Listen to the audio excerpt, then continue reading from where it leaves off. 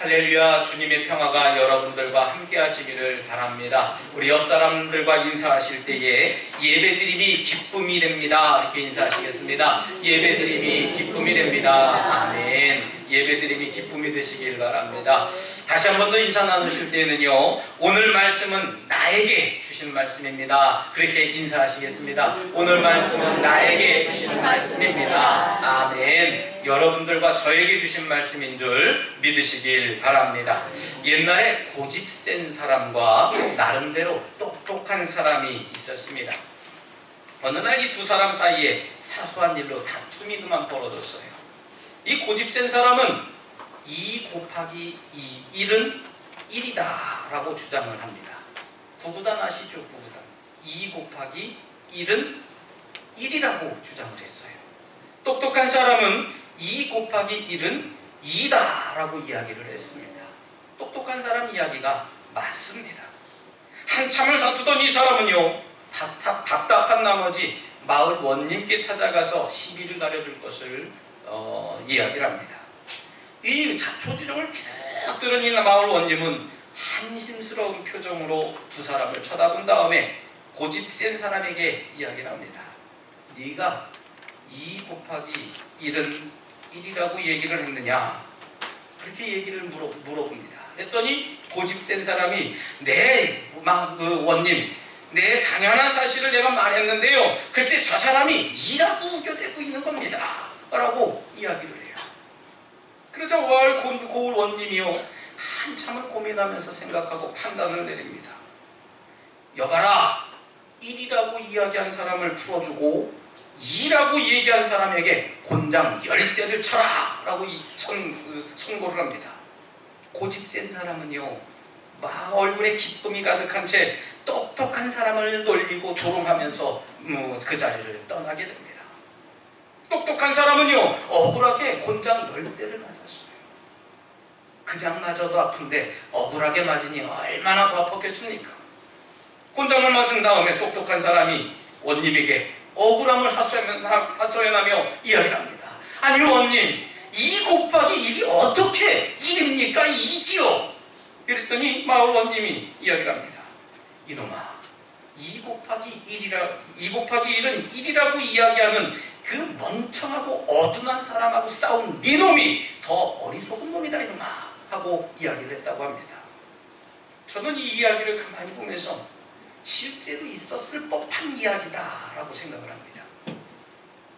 우리도 이렇게 어리석은 행동을 하지 않냐라고 하는 거예요. 꼭 이런 상황극에 대한 이야기가 아니라 내가 살아가는 지금 현대를 살아가는 이 사회 속에서도요, 내 고집으로 인해서, 내가 잘남으로 인해서 혹여 남들에게 그렇게 비춰지지는 않았는지 다시 한번 되돌아봅니다. 세상에는요, 똑똑한 사람보다는 지혜로운 사람이 더 많이 필요한 법입니다. 우리에게 필요한 지혜는요, 세상에서 얻어지는 2 곱하기 1은 2다 라고 가르쳐주는 세상의 지혜가 아니라 하나님의 음성을 분별하는 지혜, 하나님께 예배하는 자리에 앉는 은혜와 지혜가 반드시 필요하다는 사실을 믿으시길 바랍니다. 오늘 이 자리에 함께하는 저와 여러분들도 하나님의 음성을 잘 분별해서 하나님께 기쁨을 온전히 드리고 하나님께서 필요로 하는 온전한 성도들이 되시길 주님의 이름으로 부탁드리겠습니다. 여러분, 우리가 이 자리에 나온 이유가 뭐겠습니까? 예배 드리기 위해서 나온 거예요. 사람의 얼굴을 보려고, 사람 만나려고, 또 오늘 그냥 마지못해 나오고 체면 차리려고 그렇게 나온 게 아닙니다. 종종 우리가 잊을 때가 너무나 많습니다. 예배하는 대상이 과연 누구냐는 거예요. 목사 얼굴 보려고 나왔습니까? 목사에게 얼굴 도장 찍으려고 나왔습니까? 하는 거예요. 옆 사람이 누군가, 여러분들 그거 보고 예배합니까? 과연 여러분들 지금 이 자리에서 누구에게 예배를 하고 있느냐는 거예요. 여러분들 마음속에 하나님이요 라고 이야기하신 분들 그렇게 될 줄 믿습니다. 지금 우리는 하나님을 예배하는 자리에 나와 앉아 예배하는 거예요. 자, 그렇다면 여러분들 심정은 지금 어떻습니까? 지금 여러분들은 뭔가 하고 있는 것 같으세요? 솔직히 아무런 감흥이 느껴지지 않아요. 왜요? 마음속을 아직 비워놓지 않았기 때문에 그렇습니다. 지난주에 예배드리고 집으로 돌아간 다음에 여러분들 심정은, 여러분들의 삶은 어떠했느냐는 겁니다. 뭔가 달라졌습니까? 새로운 감정, 새로운 감흥을 여러분들 삶 속에서 경험하고 그 경험한 것을 이웃들과 함께 뭔가 나눴느냐 하는 거예요. 예배드리든지 안 드리든지 우리 삶에 커다란 변화가 없다는 것, 그것이 바로 큰 문제라고 하는 겁니다. 단지 주일 빼먹었다고요? 마음만 살짝 불편해질 뿐이지요. 아무것도 내 삶에 달라진 것은 없습니다. 우리의 삶을 달라진 우리의 삶을 발견할 수가 없는 거예요. 그리고 이런 마음의 불편함은요, 시간이 조금 지나가면은 아무렇지도 않아져요. 무뎌지는 겁니다. 그리고 그 다음에도 그와 같은 상황이 오면은 내 일이 더 바쁘지, 내 일이 더 중요하지 하면서 자연스럽게 예배를 거르게 되는 거예요. 세상과 적당히 타협하기 시작합니다. 세상에서 믿는 사람의 신분으로 살아가기란 어려운 문제인데도 불구하고 우리는 쉽게 이 예배를 너무나 가볍게 경히 소중하게 여기지 못하는데 문제가 있다는 거예요. 그럼 여러분들 왜 우리가 이렇도록 예배를 드려야 되겠냐 하는 겁니다. 혹시 여러분 중에 기도하고 찬양하고 말씀을 듣고 헌금하는 것이 예배이고 마지막 목사의 축도를 받고 가면 뭔가 부적이라도 얻은 것처럼, 야, 내가 보험을 들어놨구나, 한 주간 동안 목사님의 축도를 들었으니까 그 축도대로 살아야지 하는 것 같은 마음의 만족함을 가지고 있다면요, 여러분들 잘못된 예배를 드리고 있는 거예요. 예배는 나의 만족을 위해서, 나의 기쁨을, 나의 느낌을 충족하기 위해서가 아니라는 겁니다. 하나님의 만족을 위해서, 하나님께 기쁨을 드리기 위해서 우리는 예배하고 있다는 사실을 인정하시길 바랍니다. 예배는 나를 위해 구원하시기 위해 저 십자가에 달리신 예수님께서 죽기까지 복종하시고 또 그 피를 흘리시면서 그 보혈로 우리들을 살리신 그 은혜에 예수 그리스도께 감사하는 것, 그것이 바로 예배라고 하는 사실이에요. 여러분들 믿습니까? 그것이 예배라는 겁니다. 우리는 오늘 본문의 말씀을 통해서 예배에 관해서 우리 정확하게 깨닫길 원합니다. 우리가 예배를 기도, 찬송, 말씀 듣고 헌금 드리고 축도하고 이런 것으로 정의하고 있다고 하는 것은 여러분 예배 형식적인 겁니다. 물론 여러분 형식적인 것도 중요합니다. 뭐가 진정한 예배겠냐 하는 겁니다. 오늘 우리가 잘 아는 명언이 나왔어요. 요한복음 4장 24절, 하나님은 영이시니 예배하는 자가 영과 진리로 예배할지니라. 명언입니다. 과연 어떻게 예배하는 것이 영과 진리로 예배하는 거겠습니까? 오늘 말씀을 통해서 예수님께서 우리에게 하신 귀하고 복된 말씀을 소중하게 좀 생각하고 이 예배를 내 평생에 바꿀 수 없는 그런 거룩한 예배로 여러분들 바꾸며 나가시길 주님의 이름으로 부탁드리겠습니다. 우리 예수님께서는요, 우리에게 이렇게 말씀하시지 않았어요. 너희들 이렇게 예배해라, 저렇게 예배해라. 예배 순서는 묵도가 있고 그 다음에 찬송이 있고 제고백이 있고 여러 가지 이런 순서가 있어야 한다. 여러분들 그렇게 가르쳐 주시지 않으셨어요. 기도는 가르쳐 주셨습니다. 너희는 기도할 때 이렇게 기도해라. 먼저 그의 나라와 의를 구하라 하면서 가르쳐 주셨지만 예배는 우리에게 그렇게 전해 주시지 않으셨습니다. 예배 때 헌금하고 찬양하고 말씀을 듣고 축도받으라, 그런 가르침을 주시지 않았다는 겁니다. 그럼 우리가 예배하는 이 예배 형태는 예수님의 가르침이 전혀 다른 것인데, 기존에 드렸던 이 예배 우리가 뭘 도대체 뭘 한 겁니까? 라는 그런 생각이 들 수도 있어요. 여러분, 우리가 드리는 이 예배는요, 구약시대의 제사와도 같은 그런 모습입니다. 또 사도들의 전승에 의해서 우리가 사도신조를 암송하지 않습니까? 사도신조로 우리가 신앙을 고백하는 것처럼 우리 사도들이 만들어 놓은 그 예배 형식의 틀을 지금도 따라오고 있다는 겁니다. 그래서 각 교단마다 예배 형식이 다릅니다만은 우리 감리교단에서는 이 표준 예배서를 가르쳐주고 있어요. 그렇기 때문에 예배에서 형식은 굉장히 중요한 역할을 합니다. 왜요? 형식이 내용을 지배하기 때문에 그렇습니다. 오늘 예수님께서 사마리아 여인에게 향한 말씀으로 가르쳐 주신 이 말 가르침이 과연 뭐냐 하는 것이죠. 이 예배는 세상 그 어떤 권세도 또 세상 어느 누구도 패할 수 없는 하나님을 향한 우리 인간의 가장 아름다운 몸짓이고 행동이라고 하는 사실을 믿으시길 바랍니다. 우리 인간이 하나님께 드릴 수 있는 최고의 사랑의 모습이 예배라고 하는 거예요. 여러분, 오늘 주님께서는 말씀하십니다. 아버지께 참되게 예배하는 자들은 영과 진리로 예배할 때가 오나니 곧 이때라. 아버지께서는 자기에게 이렇게 예배하는 자들을 찾으시느니라. 아멘. 그랬어요. 누구를 찾는다는 겁니까? 한 사람 한 사람, 여러분들 한 사람 한 사람 찾으시지만 그 중에 예배자를 찾는다는 사실을 기억하시기 바랍니다. 이 말씀이 이야기하려고 하는 것이 뭐냐 하면 예배 때 아무런 감흥을 받지 못하고 내 삶의 변화를 갖지 못하는 근본적인 이유가 예배 자체에 있다라고 하는 것이 아니라 바로 예배 드리는 그 사람의 태도에 있다라고 하는 거예요. 여러분들 내 삶의 이 예배의 태도를 바꿔보시길 바랍니다. 언젠가도 여러분들에게 말씀을 드렸어요. 어떤 분들은 졸음을 쫓아내기 위해서 내 삶의 모든 것들을 다 바늘로 찔러가면서도 예배를 기억하는 이들도 있답니다. 심지어 우리 교회에도요, 다리를 넥타이로 묶으면서까지 졸음을 쫓는 분도 계십니다. 여러분, 이렇게 예배를 사모하는 자들이 하나님이 사랑하는 자인 줄 믿으시길 바랍니다. 최소한 이런 모습은 가져야 돼요. 예배가 거룩하고 함께 예배드리는 사람이 어떤 사람인지, 예배당의 분위기가 어떤 요소들이 있는지, 그것이 중요한 게 아니라 예배하는 내 자신의 문제라고 하는 겁니다. 지금 예배드리는 내 자신의 모습이 과연 어떠하냐 하는 거예요. 그냥 주일을 보면 안 되니까 내 주일에 내 마음이 편하기 위해서 그냥 점만 찍고 가는 그런 사람이냐, 아니면 이 예배를 통해서 나를 구원하신 하나님께 진정한 감사를 드리는 그런 마음이 있고 하나님을 만나고 경험하고 인격적인 하나님을 깨닫느냐, 그 문제라는 얘기예요. 사랑하는 우리 성도 여러분, 예배란 드려지는 것이 아니라 예배를 통해 나와 하나님과의 관계가 회복되는 거라는 사실을 믿으시길 바랍니다. 우리 하나님은 준비하고 계세요.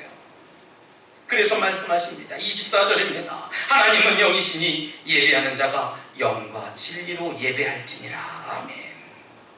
하나님은 영으로 우리 앞에 계신 줄 믿으시길 바랍니다. 지금 여러분들 안에, 여러분들 앞에, 여러분들 옆에 하나님은 앉아 계신 줄 믿으시길 바랍니다. 그러기에 우리는 영이신 하나님께 나와야 돼요. 이것이 바로 예배라고 하는 겁니다. 여러분 한번 생각해 보세요. 과연 여러분은 예배 때 신령과 진정으로 예배 드리려고 하는 자세를 가지고 있느냐는 거예요. 어떤 분들은 그냥 앉자마자 눈부터 감고 계세요. 예배 시간에 말씀 듣는 것 같아 보이지만 여기 앞에 보이면요 다 보여요. 주무시고 계시는지, 졸고 계시는지, 다른 생각 갖고 계신지, 아니면 말씀을 잘 듣고 계신지 알 수 있습니다. 사람이 봐도 아는데요, 하나님은 느끼신다는 겁니다. 온 마음과 정성을 다해 집중해서 예배를 드리려고 우리 마음속에 준비하고 있느냐는 거예요. 찬양할 때 목청을 다해서 여러분들 찬양하십니까?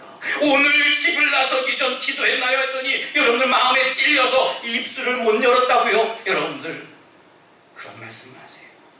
말씀을 읽거나 기도할 때 얼마나 내 삶이 집중하고 있는가, 말씀과 내가 혼연일치되도록 얼마나 내 삶을 노력하고 있는지. 문제는요, 예배 자체에 있었던 게 아니라 내 마음의 문제였다는 거예요. 적당히 시간 맞춰 나와서 적당히 찬양하고 적당히 말씀 읽고 적당히 말씀 듣는 척하고 우리의 모습은 영이신 하나님 앞에 영으로 다가가는 것이 아니라는 겁니다. 종교활동인 거예요. 종교활동. 교회 다니는 사람이 된 겁니다. 여러분들 진정 예수님을 믿으시길 바랍니다. 교회 다니는 사람, 여러분들 교회 다니는 사람 좋은 표현이 아니에요. 저 사람 예수 믿는 사람이야. 그게 저와 여러분들의 들어야 할 이야기예요.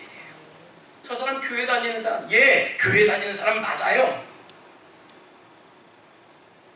하나님 앞에 영으로 다가가는 것이 아니기 때문에 우리 삶에 이 예배를 또 드리고 돌아서도요, 감동이 없는 거예요. 예배를 드리고서도 여전히 내 마음에 시기가 있는 겁니다. 예배를 드리고서도 내 마음에 여전히 불만과 불평이 자리 잡고 있는 거예요. 기쁨도 없습니다. 그러니까 예배를 얼마나 우습게 여기는지 세상 일에는 집중하면서 주일에는 그만 죄송합니다. 사람들한테는 죄송합니다 안 해요.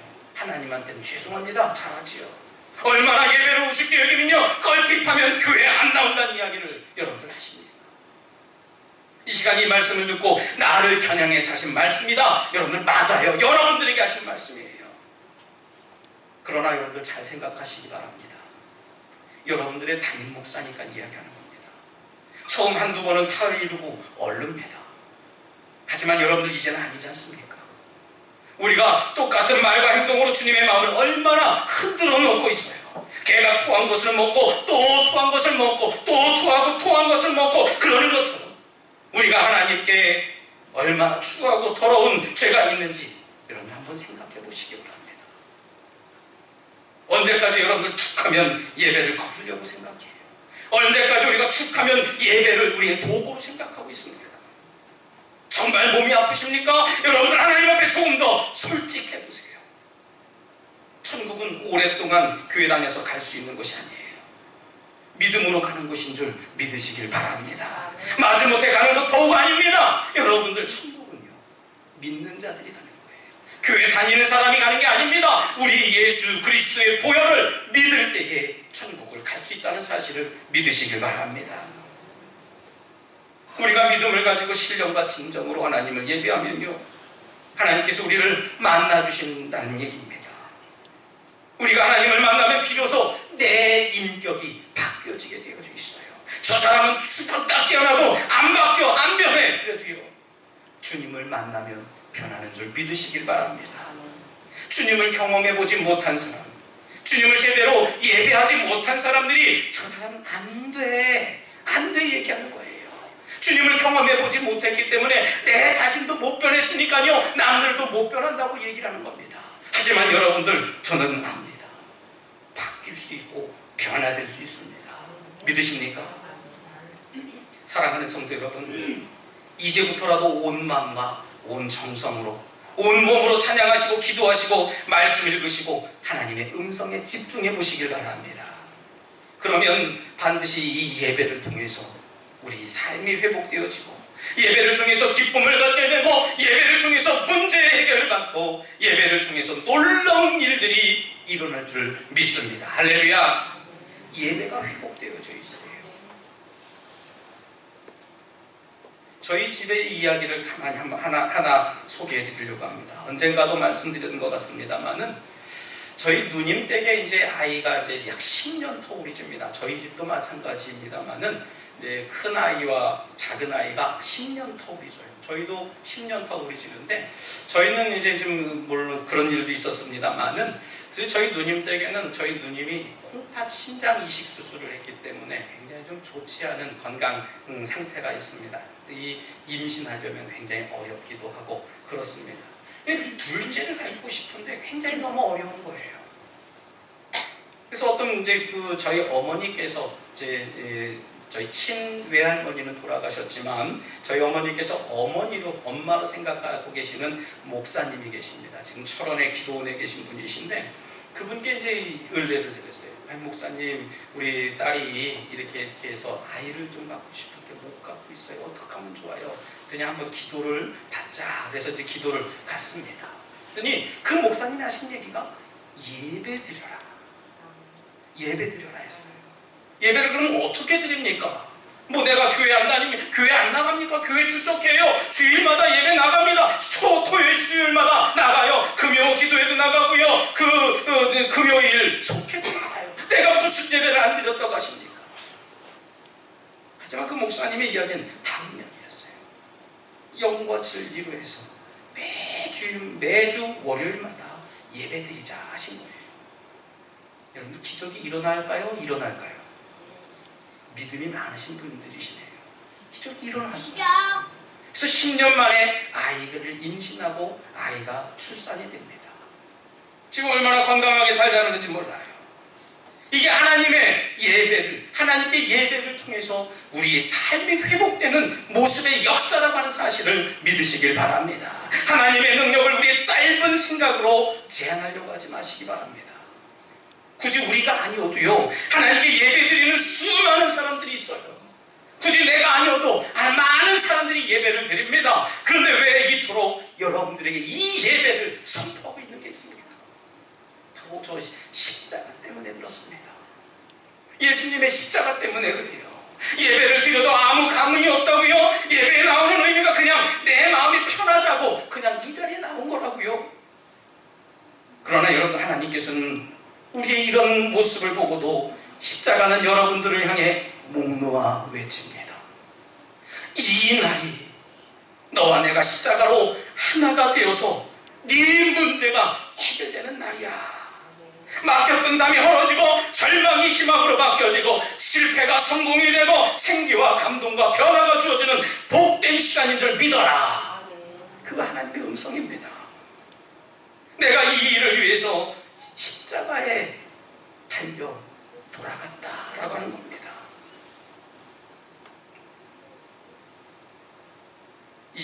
이렇게 예배 때문에, 이렇기 때문에 예배가 회복되어야 된다는 겁니다.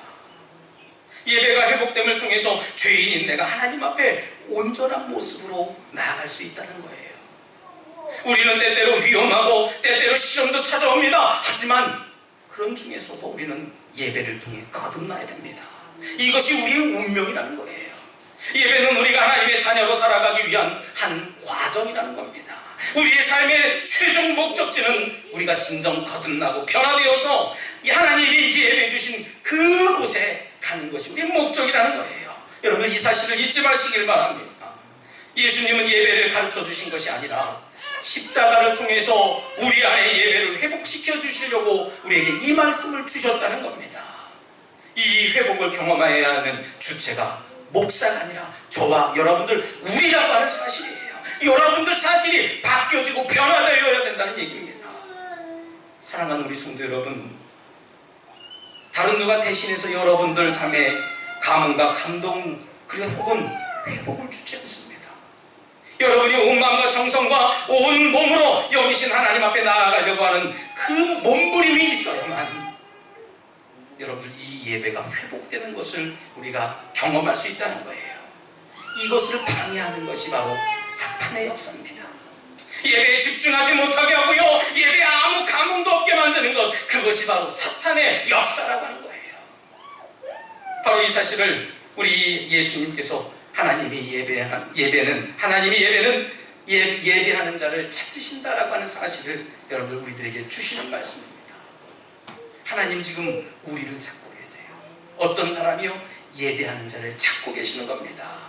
하나님이 찾고 계시는 이들이 바로 저와 여러분들인 것을 잊지 마시고 신령과 진정으로 드리는 이 거룩한 예배를 통해서 하나님을 인격적으로 만나는 여러분들이 되시길 주님의 이름으로 축원합니다. 이 시간 함께 잠시 결단의 기도를 드릴 때, 주님, 저희들이 하나님을 예배하는 것이 가식적이고 형식적이지 않게 하여 주시옵소서, 신령과 진정으로 예배하게 하여 주시옵소서라고 이 시간 잠시 결단의 기도를 드리겠습니다. 할렐루야. 사랑과 내가 충만하신 하나님 감사합니다. 저희들 심령 가운데 하나님 도와주시고 있는 하나님을 예배하는 자가 되게 하여 주시옵시고, 하나님 예배를 통하여서 내 삶의 모든 문제가 해결되고 내 삶이 변화되고 바뀌어지는 역사가 될 수 있도록 인도하여 주시옵소서. 내 인격을 변화시켜 주시옵소서. 내 가치관을 변화시켜 주시옵소서. 내 성격을 바꿔 주시옵소서. 주님, 예배를 통해 모든 것이 아름답게 회복되어질 수 있도록 주님 인도해 주시옵소서. 주님 역사해 주실 줄 믿습니다. 신실하신 하나님 도와주시옵소서. 사랑의 하나님 감사합니다. 오늘 저희들의 예배를 받아주시고 특별히 예배가 무엇인지, 왜 예배해야 하는지 알게 하신 하나님 감사합니다. 지금까지 저희가 잘못된 예배를 드렸다면 이 시간 용서해 주시고 이제부터는 우리의 생명을 다해 예배를 지키고 예배 생활에 충실하게 하여 주시옵소서. 감사드리며 예수님 이름으로 간절히 기도드리옵나이다. 아멘.